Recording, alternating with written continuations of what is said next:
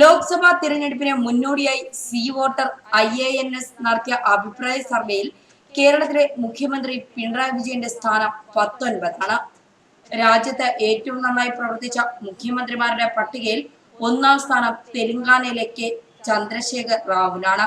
തെലങ്കാനയിലെ സർവേയിൽ പങ്കെടുത്ത 68.3% ആളുകളും മുഖ്യമന്ത്രിയുടെ പ്രവർത്തനങ്ങളിൽ പൂർണ്ണ തൃപ്തി അറിയിച്ചു.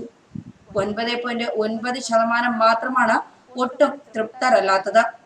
പിണറായിയുടെ ഭരണത്തിൽ 40.5% ആളുകൾ പൂർണ്ണ തൃപ്തരാണെന്ന് പറഞ്ഞപ്പോൾ 36.4% അതൃപ്തി അറിയിച്ചു.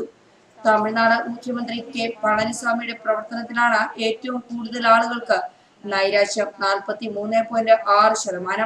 ബീഹാറിൽ BJPക്കൊപ്പമുള്ള നിതീഷ് കുമാർ 6ാം സ്ഥാനത്തുണ്ട്. കേന്ദ്രവുമായി തുറന്ന പോരിനിറങ്ങിയ ബംഗാൾ മുഖ്യമന്ത്രി മമതാ ബാനർജിക്ക് 9ാം സ്ഥാനമാണ്. ഹിമാചൽ, ഒഡീഷ, ഡൽഹി എന്നിവിടങ്ങളിലെ മുഖ്യമന്ത്രിമാരാണ് റാവുവിന് തൊട്ടു പിന്നാലെയുള്ളത്. ആദ്യ 10 സ്ഥാനങ്ങളിൽ 2 BJP മുഖ്യമന്ത്രിമാർ മാത്രമാണ് ഇടം പിടിച്ചത്. ഹിമാചലിലെ ജയ്റാം ഠാക്കൂറിനും ആസാമിലെ സർബാനന്ദ സോനോവാളിനുമാണ് അത്. BJPയുടെ ദേശീയമുഖമായ യോഗി ആദിത്യനാഥിന് 21ാം സ്ഥാനമാണ്. ഉത്തർപ്രദേശിലെ 52,712 പേരിൽ 38.7% അദ്ദേഹത്തിന്റെ ഭരണത്തിൽ ഒട്ടും തൃപ്തരല്ലെന്നാണ് സർവേകൾ പറയുന്നത്.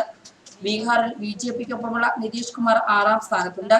കേന്ദ്രവുമായി തുറന്ന പോരിനിറങ്ങിയ ബംഗാൾ മുഖ്യമന്ത്രി മമതാ ബാനർജി 9ാം സ്ഥാനമാണ്.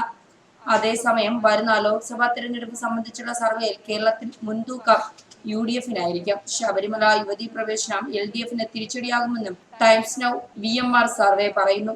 സംസ്ഥാനത്ത് BJP ഇത്തവണയും സീറ്റ് നേടുമെന്നും സർവേ വ്യക്തമാക്കുന്നു.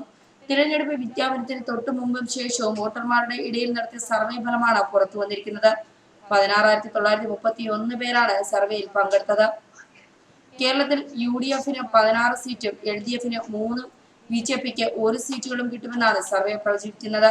സർവേ ഫലമനുസരിച്ച് കേരളത്തിൽ വിവിധ മുന്നണികളുടെ വോട്ട് വീതം ഇങ്ങനെ: UDF 45%, NDA 21.7%, LDF 29.3%, മറ്റുള്ളവർ 4.1%.